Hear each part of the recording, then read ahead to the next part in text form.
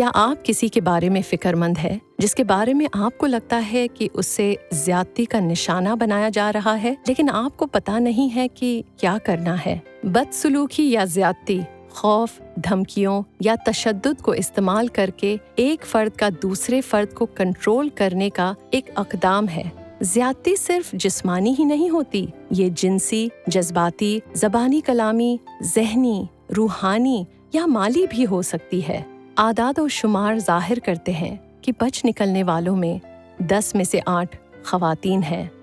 کسی بھی عمر، income group, نسل، مذہب، قابلیت، جنسی رجحان، صنفی شناخت یا تعلیم والی خواتین زیادتی کا شکار ہو سکتی ہیں۔ شناخت کرنا، جواب دینا اور ہدایت کرنا بھی ایک کلید ہے۔ پہلے آپ کو عورت کے ساتھ بدسلوکی کی علامات کو پہچاننے کی ضرورت ہے۔ اگر کسی عورت کے بدن پر خراشیں یا چیریں ہیں اور وہ انہیں چھپانے کی کوشش کرتی ہے یا اپنے زخموں کے لیے ہیلے بہانے تراشتی ہے تو وہ بدسلوکی کا نشانہ ہو سکتی ہے۔ اگرچہ جسمانی چوٹیں زیادتی کے سب سے واضح انتباہ کی علامات ہو سکتی ہیں، ان کے علاوہ دوسری چیزوں کو بھی دیکھنا ہوگا۔ وہ اپنے پارٹنر کے جارحانہ سلوک کے ہیلے بہانے بھی بنا سکتی ہے، یا اپنے دوستوں اور فیملی سے دور ہونا۔ جب وہ آس پاس ہو تو بھی وہ گھبراہٹ کا شکار ہو سکتی ہے، یا اکثر اوقات بیمار ہو سکتی ہے۔ کچھ حالات میں عورت کو شدید چوٹ یا موت کا زیادہ خطرہ ہوتا ہے۔ اس کے لیے خطرہ زیادہ ہو سکتا ہے اگر اس کی ابھی علیحدگی ہوئی ہے یا وہ چھوڑ جانے کا منصوبہ بنا رہی ہے۔ وہ اپنی زندگی اور اپنے بچوں کے تحفظ کے لیے ڈرتی ہے۔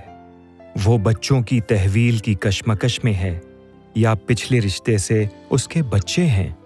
وہ کسی دوسرے تعلقات میں ملوث ہے۔ کینیڈا میں اس کی کوئی فیملی یا دوست نہیں ہے، یا اسے رکاوٹوں کا سامنا کرنا پڑتا ہے، جیسے کہ وہ انگریزی یا فرانسیسی نہیں بولتی، کینیڈا کی قانونی رہائشی نہیں ہے۔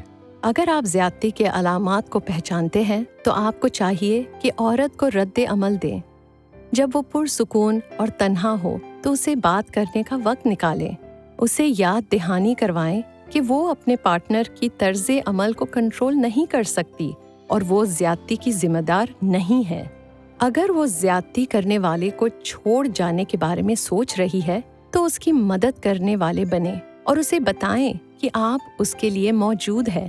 زیادتی والی صورتحال کو چھوڑنا اس کے لیے نہایت خطرناک وقت ہے، لہٰذا مدد حاصل کرنا ضروری ہے۔ اگر وہ رضامند ہے تو اسے کسی کمیونٹی ایجنسی سے مدد لینے کی ترغیب دے۔ وہ اسے حفاظتی منصوبہ بنانے اور اس کا باقاعدگی سے جائزہ لینے میں مدد دیں گے، کیونکہ زیادتی کے حالات اور خطرات بہت جلد بدل سکتے ہیں۔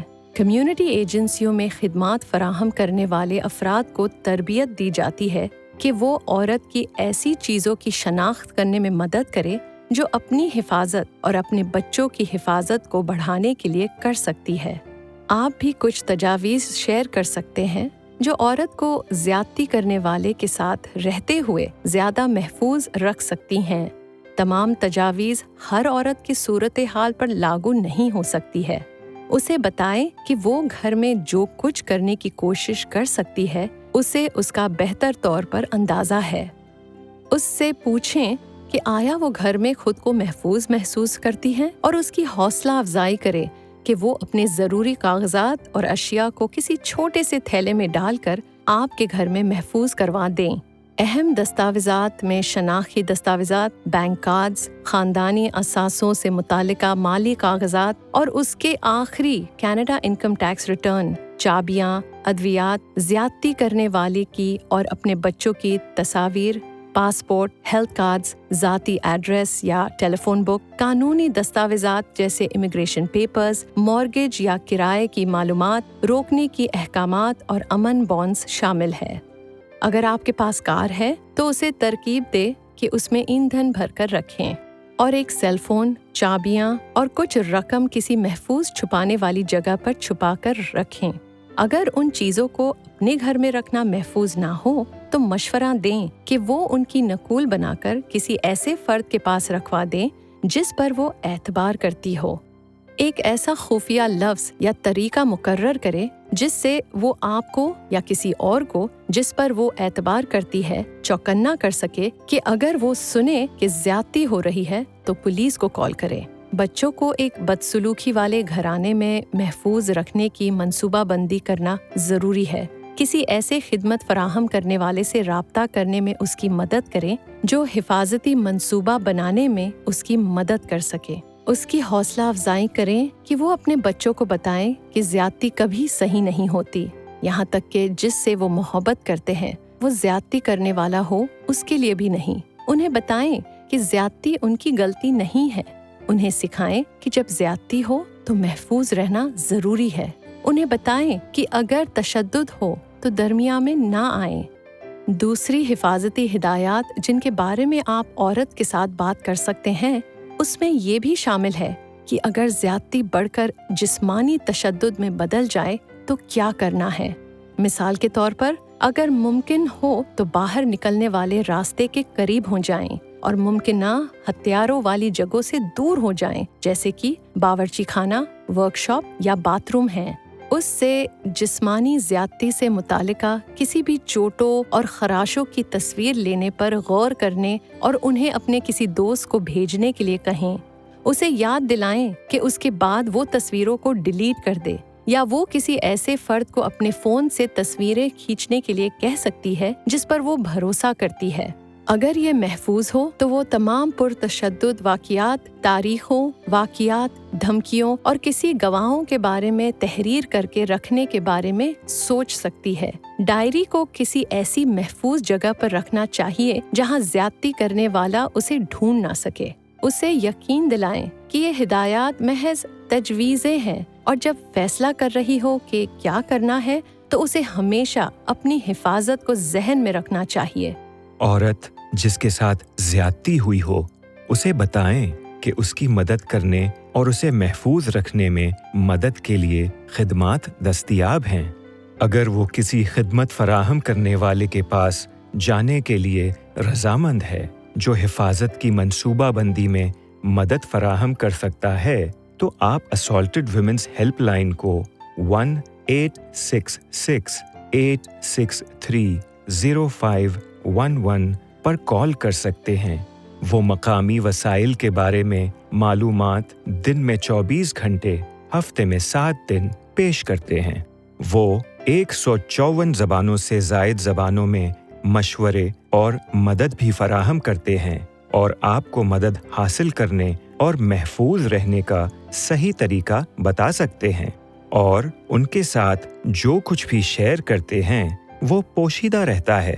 وہ اونٹیریو بھر کے 35 ہسپتالوں میں سے کسی ایک میں بھی جا سکتی ہے جن میں جنسی زیادتی، گھریلو تشدد کے علاج کے مراکز کا اونٹیریو نیٹ ورک موجود ہے۔ ہر مرکز میں ڈاکٹروں، نرسوں اور کاؤنسلروں کی ایک خصوصی ٹیم ہوتی ہے جو جنسی حملوں یا گھریلو تشدد کا سامنا کرنے والے تمام افراد کو ہنگامی طبی علاج اور جذباتی مدد فراہم کرتی ہے۔ ان کی خدمات خفیہ اور مفت ہیں۔ وہ ان خواتین کے لیے ترجمان کا بندوبست کریں گے جو انگریزی نہیں بولتی۔ اپنے نزدیک سینٹر تلاش کرنے کا بہترین طریقہ یہ ہے کہ ان کی ویب سائٹ پر جائیں، یا معلومات کے لیے آپ 1-866-863-0511 پر اسالٹڈ ویمنز ہیلپ لائن پر کال کر سکتے ہیں۔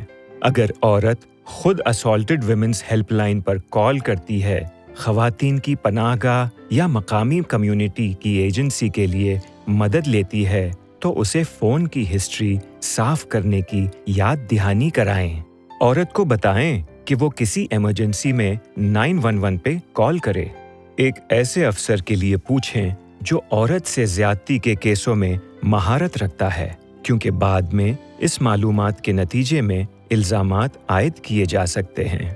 برائے مہربانی اس بات کو ذہن میں رکھیں کہ شاید کینیڈا میں قانونی سٹیٹس حاصل نہ ہو، لہٰذا وہ پولیس کے ملوث ہونے سے خوف زدہ ہو سکتی ہے۔ براہ کرم اس کی خواہشات کا احترام کریں۔ وہ ان سے کسی خوف کی صورت میں دبانے والے بٹن یا سیل فون فراہم کرنے کا بھی کہہ سکتی ہے، جسے وہ اپنے پارٹنر سے چھپا سکتی ہے۔ اپنی سلامتی کے لیے کسی حملے کے درمیان میں نہ آئیں۔ اگر کوئی ایمرجنسی ہو یا کوئی جان لیوا صورتحال ہو تو 911 پر کال کریں۔ یاد رکھیں، اگر کوئی عورت کسی مشکل میں ہے تو ممکن ہے کہ وہ اتنی خوف زدہ ہو کہ مدد کے لیے نہ کہہ سکے۔ عورت سے زیادتی کی علامات پر نگاہ رکھیں۔ اگر آپ نہیں جانتے کہ کیا کرنا ہے تو مشورے کے لیے 1-866-863-0511 پر کال کریں۔ جب آپ کوئی زیادتی دیکھیں تو اسے نظر انداز نہ کریں، اس کے بارے میں کچھ کریں۔